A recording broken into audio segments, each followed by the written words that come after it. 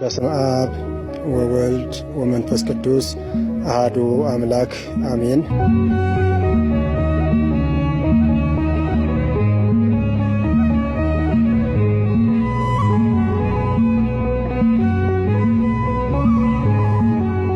አሁን የምንገኝበት ቦታ በኢትዮጵያ ኦርቶዶክስ ተዋሕዶ ቤተክርስቲያን በሰሜን ሸዋ ሀገረ ስብከት ጫጫ ክፍለ ከተማ ስር በግራር አንበሳ መጥምቀ መለኮት ቅዱስ ዮሐንስ ቤተክርስቲያን ነው የምንገኘው።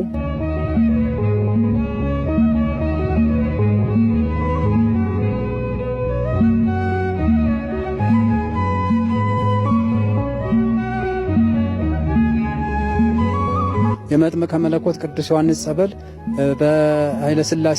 በንጉሥ ኃይለ ሥላሴ ጀምሮ ከአያቶቻችን በፊት የነበረ ጸበል ነው። ስለዚህ እዚህ ቦታ ላይ ያሉ ምእመናን ሰዎች እየተሰበሰቡ ጸበሉን ቤተክርስቲያን ስለሌለ ጸበሉን እየተጠመቁ ለከብቶቻቸው ለልጆቻቸው እየወሰዱ ስለት እያረጉ እዚሁ እየተሰበሰቡ ያዘክሩ ነበር። ጸበሉ ቦታ የቤተክርስቲያን ከመመስረቱ በፊት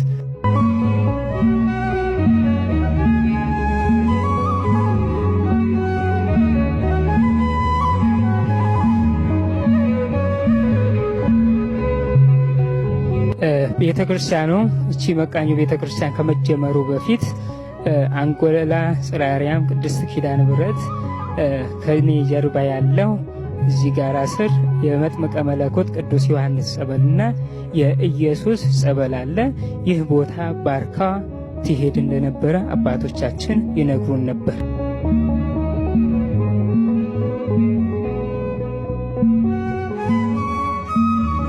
ብዙ ሰዎች መተው ተፈውሰዋል። የጡት ህመም ሁሉ ያለባት ሴት ተፈውሳ እዛ ቦታ ላይ ስትመሰክር ነበር፣ እዚህ ጸበሉ ቦታ ላይ ማለት ነው። ይህ ቤተክርስቲያን ከመሰራቱ በፊት እና እንዲህ በሰኔ 30 እየተሰበሰቡ ያንን ያዘክሩ ነበር ጸበሉ። እንግዲህ ጊዜው ሲደርስ እግዚአብሔር በፈቀደ ያው ይህ ቦታ ቤተክርስቲያን በ2016 ተመስርቶ እዚህ መጥምቀ መለኮት ቅዱስ ዮሐንስ ጽላቱ ገብቷል። አሁን እየተገለገለ ነው ያለው።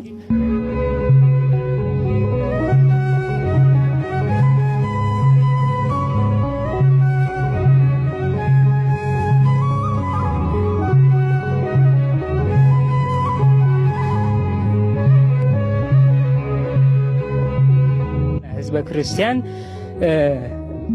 ከዚህ የሁለት ሰዓት የእግር መንገድ ወደ ኪዳነ ምሕረት ወደ አንጎለላ በመሄድ ለቅዳሴ፣ ለለቅሶ፣ ለክርስትና ለመድረስ እንደማይቻላቸው ለሀገረ ስብከቱ ጥያቄ በማቅረብ በዚሁ በአቅራቢያው ቤተክርስቲያን እንዲተከልላቸው ጥያቄ ባቀረቡ መሰረት በላፍቶ ሌንጫ ቅዱስ ገብርኤል ቤተክርስቲያን ተሰራ። ከዛ በመቀጠልም ኤቺ ቤተክርስቲያን እንደምታዩት ኤቺ ቤተክርስቲያን ተተክላለች።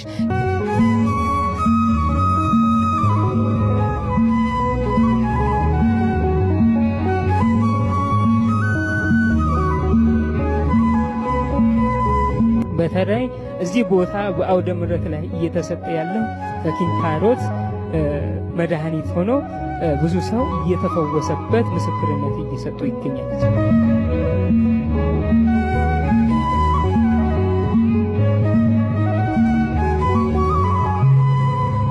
ታምር የሚሰራ ድንቅ የሚሰራ ነው።